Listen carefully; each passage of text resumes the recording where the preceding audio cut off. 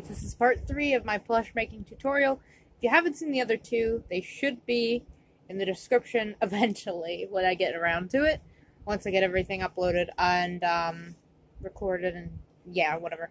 But anyway, I will be posting links in the description below ASAP. So, this is part 3 where we are actually going to be tracing our pattern, mother pattern, which basically just means it's on a harder, thicker patterning material, just so we can actually, in case our paper patterns rip, we have this. Now, this can rip just as easy, so you want to use a very thick material. Cardboard, I do recommend. Now, I am not going to be making a Dutch out of any characters that I personally have.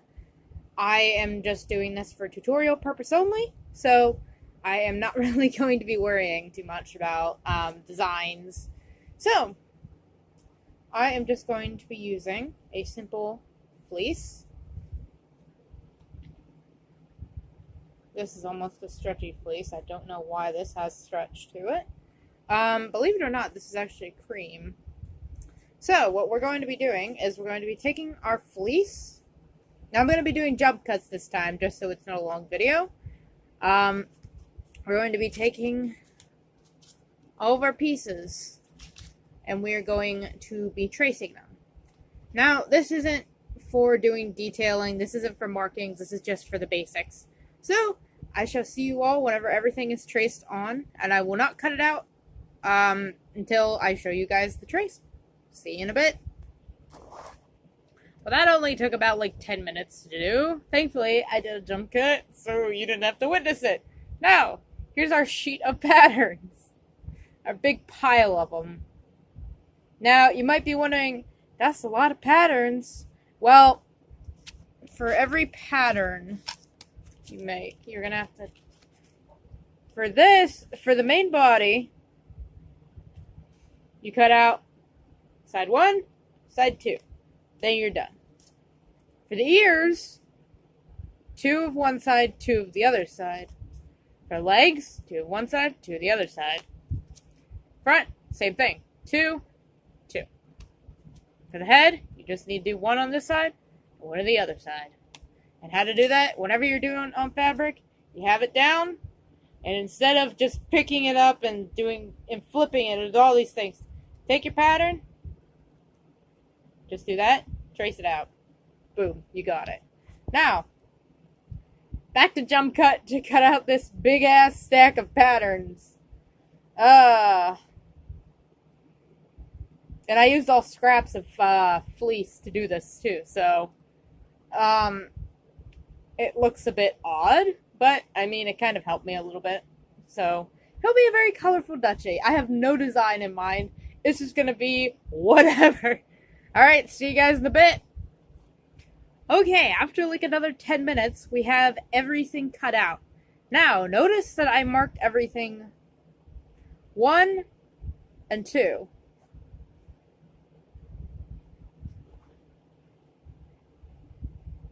Now, I'm not going to be showing my personal way how I make bigger plushies.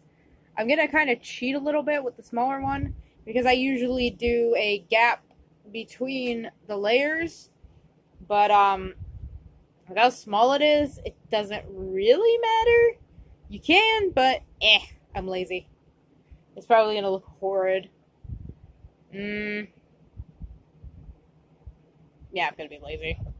Alright, so next what we're gonna do is I'm actually gonna be cutting the video probably, and then just sewing everything up, because I can't just keep doing stopping and then keep going. So what we're gonna do is, if you want to half thread needle the fast way, I'm actually gonna get my needle.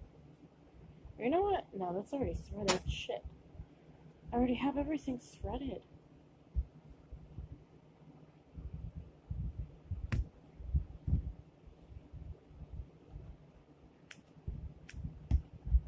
I'm gonna toss that.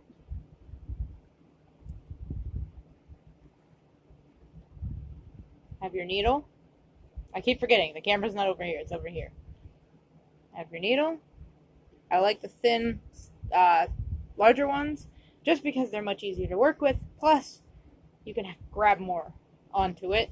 And your fingers will get sweaty whenever you're sewing, so these don't slip out as easy. Alright, now what we're going to do, we're going to set that down.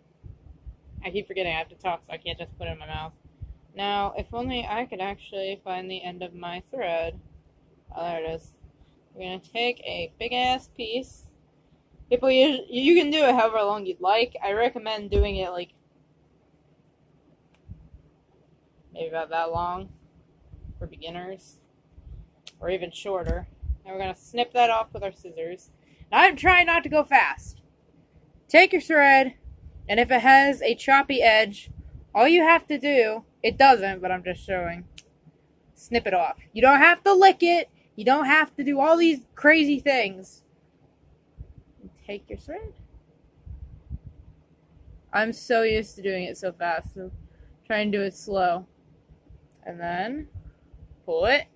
But another way to do it, if you don't have scissors at the time you're sewing, and you want to thread your needle, and you're like, oh no, that edge is messed up. Take your thread.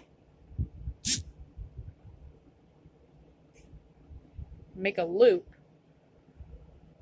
Try not to let it bend. But that's okay if it does. Now take your loop. Take your needle. Take the eye, which is just a hole. Also, holy shit, I have a lot of marker on me.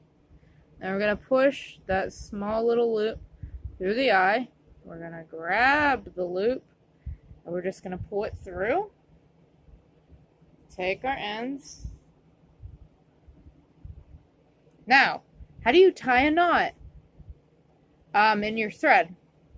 What you're going to do is you want to have your fingers holding on to this, because if you just try and do it like that, it's not going to work. You want to lay them on top of each other.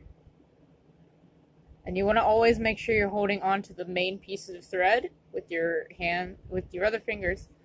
And now we have one knot. People think that that's enough.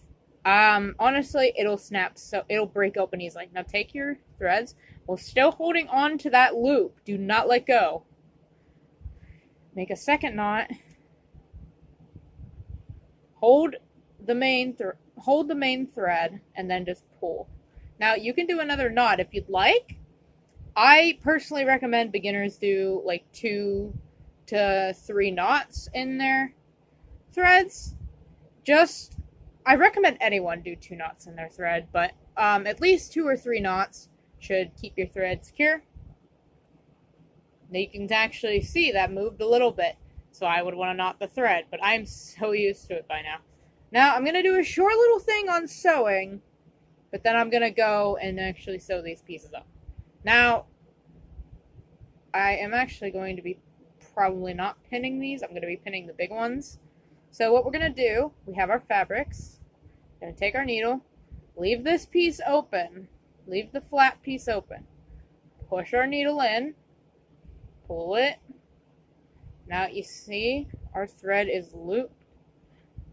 It's double threaded. So what we're going to do is we're going to push through the threads and pull out. We have a knot. Now we're going to do that. Push in. And now we have a giant knot. And pull that through. And I'm so used to this that I can just do it without really needing much effort. It's just the case of pushing through thick fabrics. That slows the process down. If you want to machine sew, I say go ahead, but I don't machine, so I can't give you any help whatsoever on that. So yeah, I'm going to continue this, and I'm going to be using another threaded needle. I like having 2 needles on hand that are threaded, so in case I can't put my project down, I have one ready. So yeah, anyway, that's why I had this needle threaded already.